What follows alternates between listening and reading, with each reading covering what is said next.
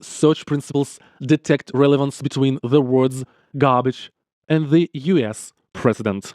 Air Astana is facing this problem after most international long-haul flights.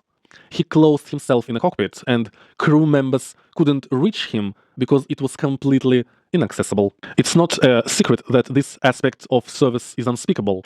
Hi everyone, this is an Air Astana Airline fan club channel. My name is German. Let's go.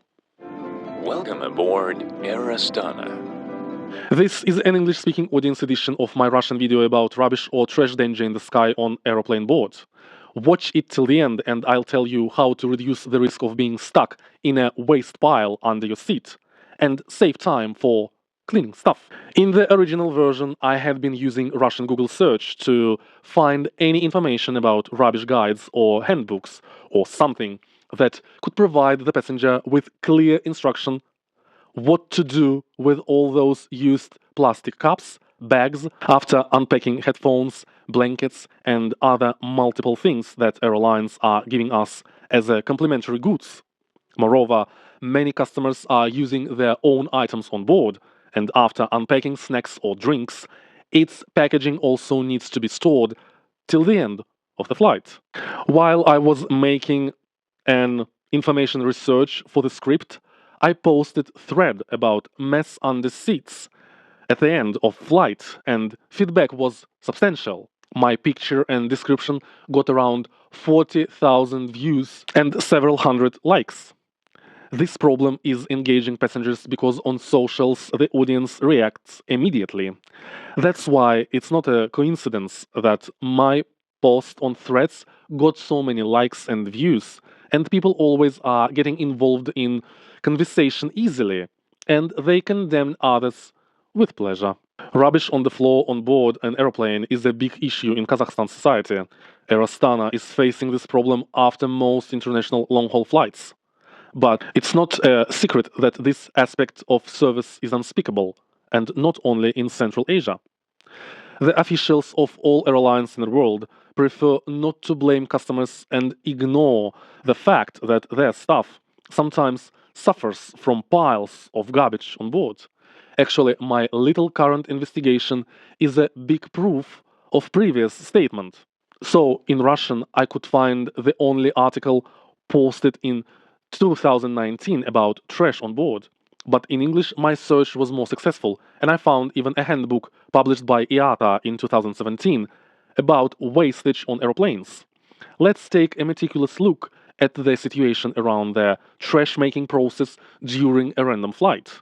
But before we start, please press like and share this video with your friends, aviators, or leave your comment below. These easy movements promote our channel, and we, in turn, help to promote the brand of Air Astana. First, let's quickly evaluate the situation in international aviation.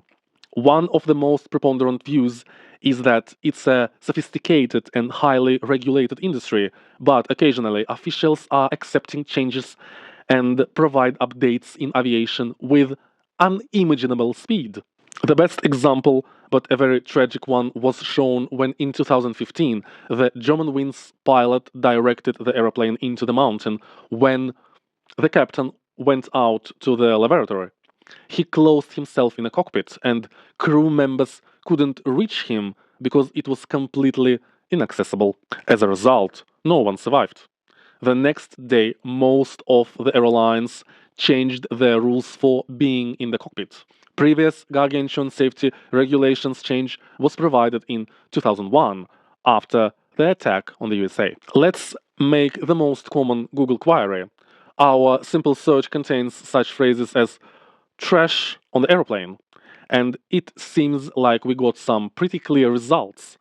And if I open any of these links, the information inside matches our search request. Before I started this recording, I had checked the first article and found the exact information I needed. The only controversial moment is the date of the fact release. It was posted on 1st of March 2018, and at the end, I'll tell you why this situation arises. Let's take a quick look at the following information.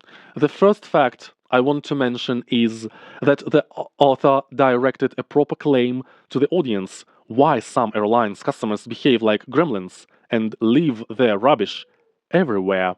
The second point is the scale number of the total amount of garbage produced in the sky, and in 2017 it was 5.2 million tons.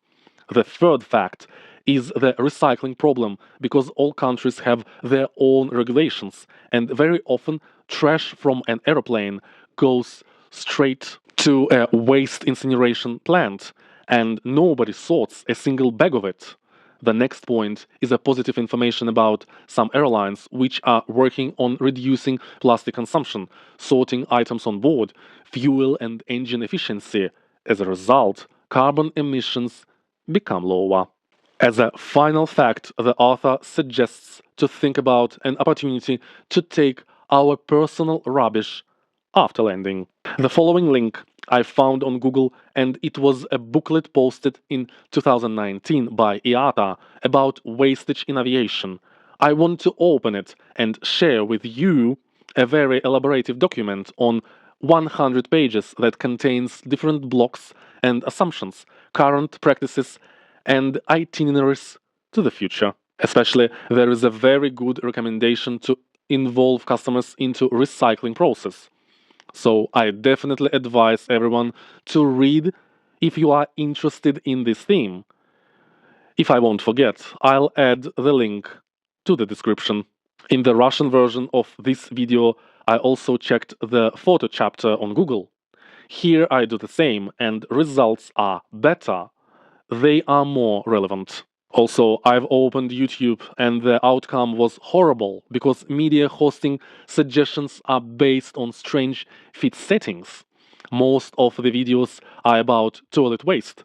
Some of them even have political aspects because search principles detect relevance between the words garbage and the US president. Look at this. Search and results. So,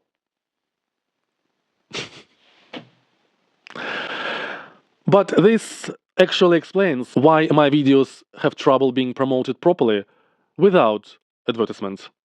And finally, we turn into TikTok. Search and English-oriented media giving a bit more relevant results. And even I could find the same video as in the Russian edition, but I'll come back to it a bit later. According to my previous statement, all changes in aviation were accepted after the tragic situations, and my clear intention is to detect rubbish as the next route of evacuation problems. When customers need to leave an aircraft as fast as possible, any item on the floor could become an insurmountable obstacle. For instance, slippery plastic bag or thin chips packaging in the dark on the cabin floor are invisible. So if one passenger during evacuation slipped, and all others who are behind probably won't have enough time to leave the burning or sinking plane. Yes, there were no such cases in the aviation that someone died because of trash in the cabin. But why we should wait for it? I give you now just one important example of a hard engineering process when people during the design stage try to consider any positive and negative practices, and also they need to think about some implicit aspects. This video is in Russian and recorded by one of the Russian Airlines employees. Друзья, знали ли вы, что на самолетах Airbus для того, чтобы открыть столик, необходимо повернуть защелку либо в одну сторону, либо в другую сторону, он откроется. Но на кресло, где есть аварийный выход в непосредственной близости, защелка поворачивается только в сторону прохода. С другой стороны стоит заглушка, для того, чтобы в случае экстренной эвакуации люди по ходу своего движения случайным образом не зацепили эту защелку и не открыли столик, который в дальнейшем будет являться препятствием для остальных. Here is my explanation if needed. All those seats on the evacuation row have a special type of table latch. When people walk through this way in direction to leave an aircraft, they won't open the latch accidentally. So designers and engineers are working hard to exclude any possible troubles during evacuation. But at the same time, passengers are throwing rubbish under their legs and making obstructions for themselves. You see the contradiction, don't you? Now I want to return to the previous part when I mentioned one special video on TikTok. Let's watch it.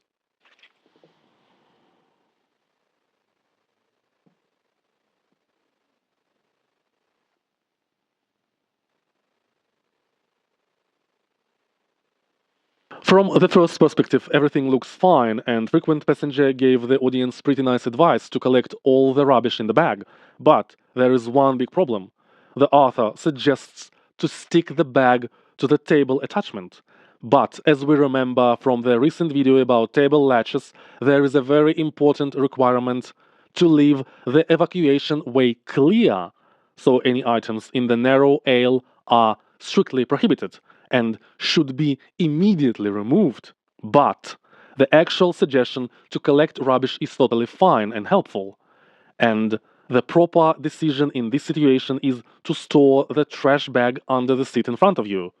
Before landing, you can pass your rubbish to the cabin crew, and it will save time for cleaning stuff. Also, you keep the area clean, and if you drop something important on the floor, like your passport or earphones, it will be much easier to find it. Only positive experience and results. Am I right?